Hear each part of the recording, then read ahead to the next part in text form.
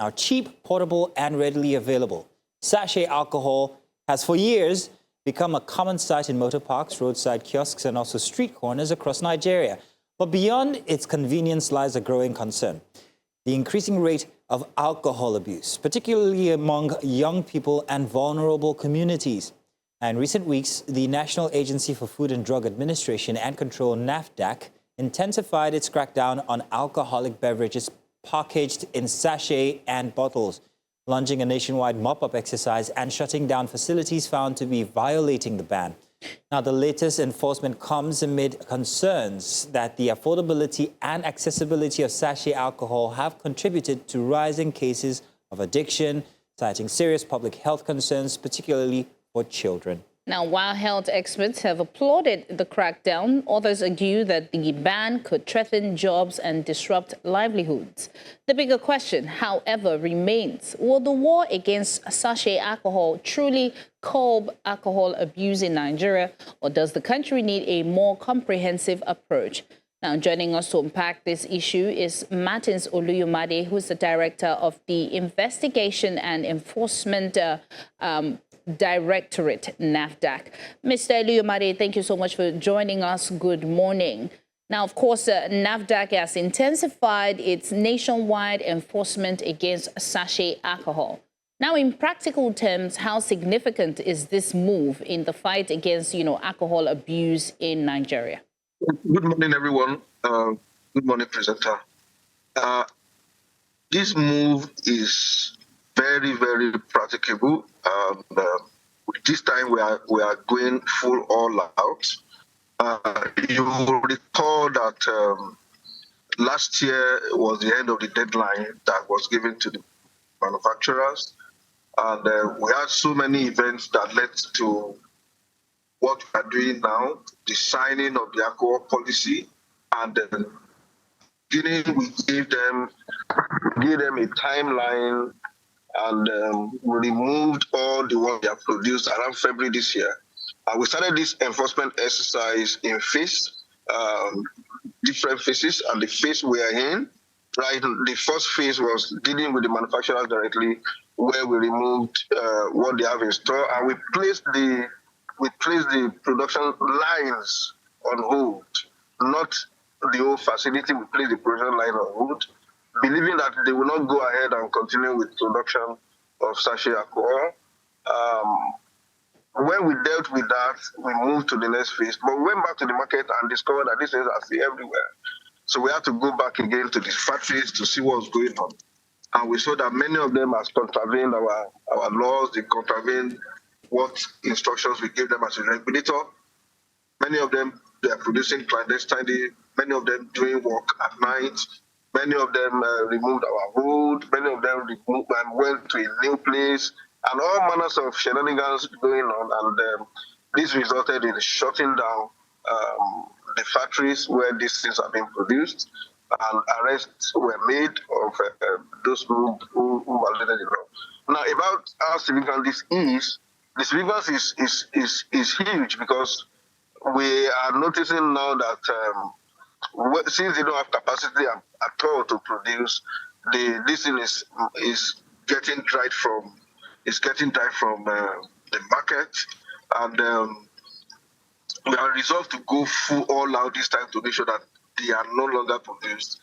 Or the significance of it, so curbing alcohol abuse, is very significant, because when this cheap and easily accessible alcohol are no longer in circulation, accessibility is denied. The whole essence of this is not ban on alcohol. Okay. The whole essence of this is reducing access to alcohol for small children and vulnerable population that easily gets addicted to all of this. Mr. Iluyomade, yes. Now I like that you've gotten to the word here. The buzzword for me here is accessibility. If the reform is to take these accessible bits of product out of the market so that children don't get them, alcohol abuse is tamed, yes. I'm wondering whether it's effective, because it seems to me like this policy simply targets people who are in a lower cadre the poor who can afford these kinds of packaging or packaged alcohol. And if you take these out of the market, if you enforce this and you take them out of the market, are you really curbing anything? Because if I can't find them in the market as a poor person, I will be forced to use other alternatives that might not be regulated, that might be even much more dangerous.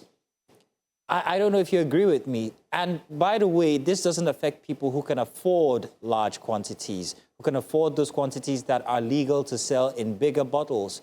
So it's creating a divide where the poor might be the only ones who are suffering from the enforcement of this ban on sachet and PET bottle alcohol, while those who are rich or can afford these can still abuse alcohol because they have the money to. Do you agree with this? No, I know that's part of the conversations we've had in time past, and we've looked at it. If you look at the demography of people that normally buy this particular alcohol, we have the vulnerable, that's the children, mostly young adults, people of school ages. We'll try and regain connection with Mr. Iluyomade, but I don't know if you understand or agree with what I'm saying. This is a question that confronted me while we were making research for this conversation here. The fact that poor people, who are the ones who would normally patronize these sachet kinds of alcohol or packages, would be the ones who suffer the most. And there's also a bigger threat where if I don't get it in sachets, then I'll have to resort to bottles. Maybe not even just the bottles, maybe other illegal means or maybe other unregulated means, like people who might just simply bootleg alcohol because I can't afford it in sachet anymore. I'll take it in the cup if it comes out of a jerry can, if you can afford to give it to or get it to me.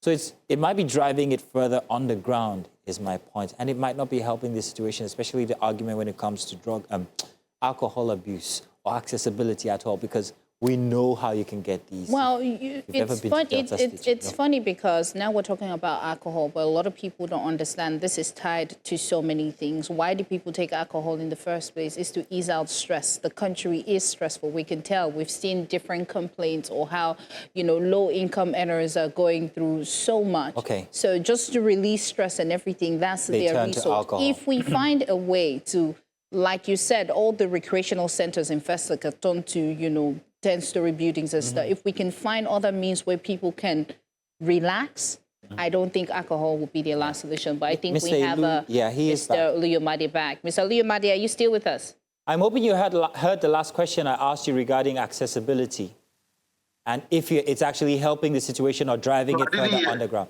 So I was asking, I said, is this really helping the situation, this ban on sachet and PET bottle alcohol, or is it driving it further underground?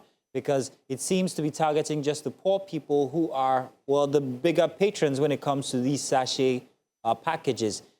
And if I can't find my sachet package as a poor person, would I not be forced to try other means? Would I not be forced to try other illegal means, bootlegged alcohol, for instance? So is it really solving the problem, or is it driving it further underground? Yes, it's solving the problem. Is not driving it further underground. As with everything that is banned, we know that people will look for every opportunity to look for it in different ways. But like I said at the beginning, it's not alcohol consumption that is banned. It is accessibility to it, more children. And I want to say that Nigeria is not the only country that has banned this. We have banned this because of the effect. In the first instance, I know we're talking about the alcohol consumption, and it's the poor that will suffer it. Now, everybody knows that alcohol is a drug. It's not. People think it's just if people want to release stress and all of that. Because I heard your conversation where you were mentioning that no recreational centers and all of that. Now, if people want to, if you will take something and it will help you remove your stress, it means that that's a drug, not just something of recreation. And it has effect. WHO had already done, all of these are documented. And but we want to leave the choice for adults to take. We want to leave the choice of drinking, over drinking, damaging your kidney and all of that to adults to take. not to make it easily accessible for young children to take over these things, use them, and then become addicts even before they finish, even before they get to end of secondary school. And you know that for every crime that you see in this country, alcohol is at the base of it.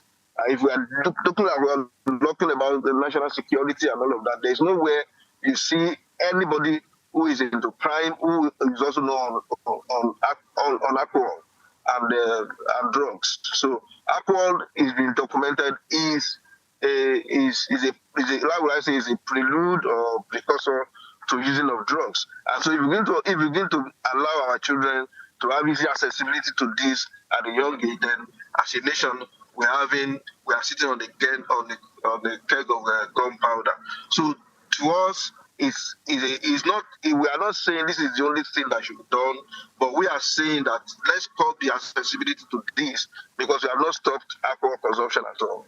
But let's take care of the vulnerable out of the equation, and then the adults can take a decision by themselves of what they want to do with themselves. Of course, alcohol abuse has been, linked to domestic violence, road accidents, and rising crime rates. Now, do you have any data to support this, this claim? Yes, very well. We have data. We published the data in March this year. We can afford you that the whole thing is a whole full document looking at the link between insecurity, alcohol consumption, and even organ damage and all of that. We have data that shows all of this. Okay.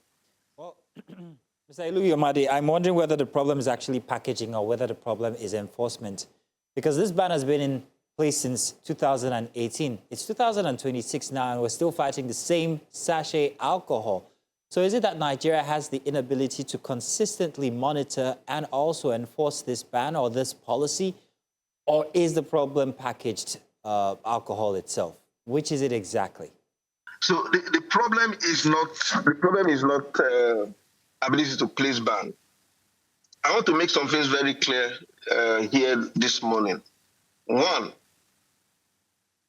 any crime or anything that people are doing that is bringing a lot of resources, it is always very difficult to stop, because people will throw the resources at these things and make sure that the policies do not work.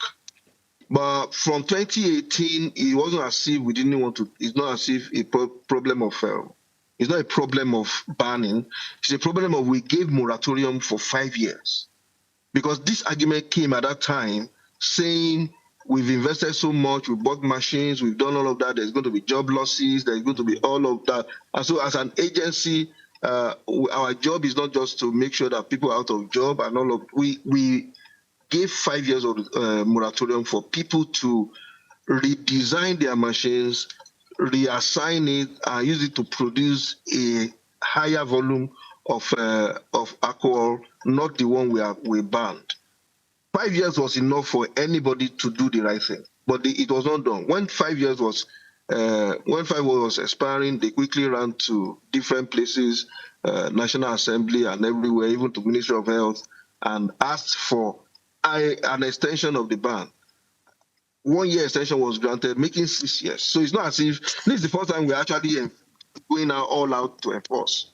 So 6 years was 6 years for the ban was due to moratorium for anybody who is interested in production of alcohol to change to a pack size that is approved. So it's also a problem of enforcement. I think it's this year that enforcement actually started. And I even think that this is even this last month we started because the other one we did, we just advised move the product from the manufacturers, from their warehouses, without making any noise about it. But we saw that they were not willing to stop, and that's why we started this enforcement. It is now that people will see the real enforcement and the going all out, which we have started, and we're already seeing the effect in the market. But we will not stop until this is totally out of anywhere in this country. Well, one more thing, Mr. Iluyomade. Now, you talked about the back and forth that happened at the beginning when this was suggested as a ban. NAFDAC had a stand. The National Assembly had a different stand. There were very different stands here and there regarding the situation. But I'm wondering who exactly really has the final word on the ban. Is it NAFDAC? Is it the National Assembly? What other authorities? Because it was put forward and then it was reneged upon. So I'm wondering exactly which authority has this final say on the ban. Is it NAFDAC? Thank you so much. Thank you so much. The law has the final authority. The regulator has the final authority, and Nigeria as a country has the final authority. So the ban is subsisting now, is signed into law. The alcohol policy is signed by the Federal Ministry of Health, and we as a regulatory agency has the right to regulate